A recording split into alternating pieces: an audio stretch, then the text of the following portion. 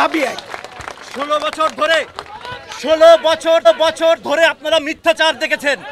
আপনারা মিডিয়া 16 বছর ধরে মিথ্যাচার প্রচার করেছেন। এইবার আর কোনো মিথ্যা কথা বলে লাভ নাই। এই দেশের মানুষ সমস্ত সত্য জেনে গেছে। আপনারা সত্য প্রকাশ করুন, ছাত্রদের সঙ্গে থাকুন, ছাত্র জনতাদের সঙ্গে থাকুন, আর মিথ্যাকে প্রমোট করবেন না। আমরা কোনো আতঙ্ক করি না, আমরা কিছুকে ভয় পাই না। আপনারা বেরিয়ে আসুন, একটু যদি সময় লাগে সবার বেরিয়ে আসুন। প্রত্যেকটা টিভিকে বলছি, আপনারা নিজ দায়িত্ব পালন করুন। আপনাদের পূর্বসূরীদের 71-এ কী দায়িত্ব ছিল এবার আমরা দেখতে চাই। একদম সহজ ভাষায় আপনারা কথা বলবেন। এক দাবি, আপনি এখানে ভেদাভেদ তৈরি করবেন না। আমরা এখান থেকে শহীদ মিনারে যাব, ওদের সাথে সংগতি প্রকাশ করব। আপনারা ভেদাভেদ তৈরি করবেন না। এখন এক হওয়ার সময়,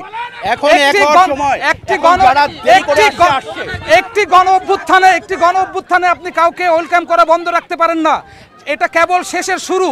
এই শেষের শুরুতে আমরা সবাই এসে দাঁড়িয়েছি। আমরা র্যাপার হান্নানের মুক্তি চাই। আমরা সবাই আর গতকাল যদি আন্দোলন মেনেই নেন, এখন গতকাল কেন গুলি চালাইলেন? খুলনা কেন আমার খুলনা শহর কেন রক্তে লাল হইল? এই দুর্বিষহ অবস্থা কেন সৃষ্টি করলেন? বলেন, কেন করলেন? আপনারা কি মানুষ আছেন? হ্যালো, দেশবাসীর কাছে আমাদের একটাই প্রশ্ন। আমি সেই শিশু শিল্পী থেকে বাংলাদেশ বিটিভিতে কাজ করেছি, আমি রেডিওতে কাজ করেছি। আমি এই দেশের আমার এই জীবনে আমি দেখিনি কোনো শিল্পীকে ভেদাভেদ করতে, কোনো শিল্পীকে দেখিনি আলাদা হতে। কিন্তু এই সরকার বিভিন্ন শিল্পীকে আলাদা করে দিয়েছে। যারা তাদের কথা বলেছে তাদেরকে তারা প্রোগ্রাম দিয়েছে, তাদেরকে তারা অনুষ্ঠান দিয়েছে। আর আপনি যারা দেশের জন্য করছে, আমরা যারা দেশের মানুষের জন্য করছে, আমাদের সুর যখন দেশের জন্য উঠে তখন আপনারা কোথায় থাকেন? আপনাদের আনন্দের জন্য আমরা আমাদের কণ্ঠস্বর বিলিয়ে দেই, চিরজীবন দিব, মরার আগ পর্যন্ত দিব। কোনো ভেদাভেদ আমরা চাই না। এজ এ শিল্পী হিসেবে, এজ এ বাংলাদেশ হিসেবে বলে দিচ্ছি। আজকে এতগুলো স্টুডেন্ট মারা যাওয়ার পরে কেন শিল্পীরা, আজকে এত স্টুডেন্ট মারা যাওয়ার পরে কেন শিল্পীরা সামনে আসে? এতদিন শিল্পীরা কই ছিল? আমি এই বিভেদের এখন এই ভেদাভেদের শুনুন, এই ভেদাভেদের এই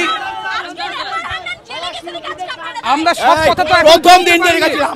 বড় কথা বলবেন। আমি একটু বলি,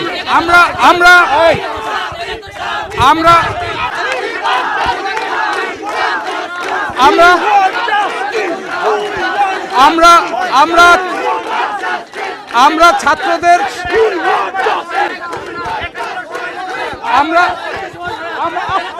আমাদের বলতে দেন। আপনারা আমার দাবির সাথে, শিক্ষার্থীদের সমস্ত দাবির সাথে সংহতি প্রকাশ করছি।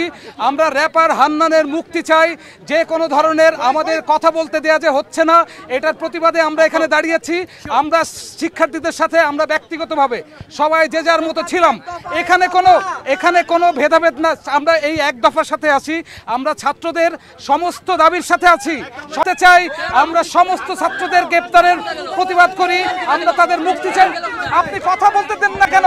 আপনি এরকম আচরণ কেন করবেন? কথা বলতে কেন দিবেন না? আপনি কথা বলার স্বাধীনতার কথা বলতে এসে কেন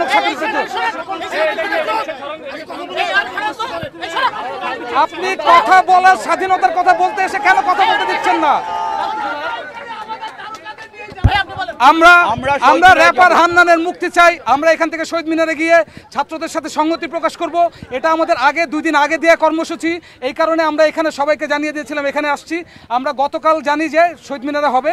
আমরা এখান থেকে এই দাঁড়িয়ে শহীদ মিনারে চলে যাব। এক মিনিট শোনো, তোমরা বোঝো না কেন? হান্নানের যতদিন লাগবে ততদিন আমাদের লাভ। আমরা শিল্পীরা আমরা তো আলাপ করছি, যতদিন লাগবে রাখুক না, আরো রাখুক, আমাদের ধরে নিয়ে যাক, আরো রাখুক। আজকে তো আসছি ওই জন্যে।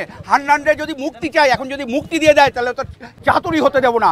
যতদিন জেলে থাকবে ততদিন সে পরিশুদ্ধ হবে। আপনারা বলেন জয় জয়। সংগ্রামী শুভেচ্ছা জানাচ্ছি এবং আমরা বাম্বার পক্ষ থেকে এসেছি। একটু দেরি হলো আমরা এসেছি, শুধুমাত্র একটুক বলতে যে আমরা ছাত্রদের সাথে আছি। আমরা সমস্ত অন্যায় নিপীড়ন বন্ধ চাই, আমরা সব জুলুম বন্ধ চাই এবং আমরা আমাদের যে র্যাপার ভাই যে জেলে আছে তার মুক্তি চাই এবং এছাড়া সমগ্র বাংলাদেশের মানুষের আমরা মুক্তি দেখতে চাই, শান্তি দেখতে চাই এবং আমরা যেন সবসময় সুন্দর যেভাবে সঙ্গীত করেছি। আফটার অল যারা মারা যাচ্ছে তাদের বয়স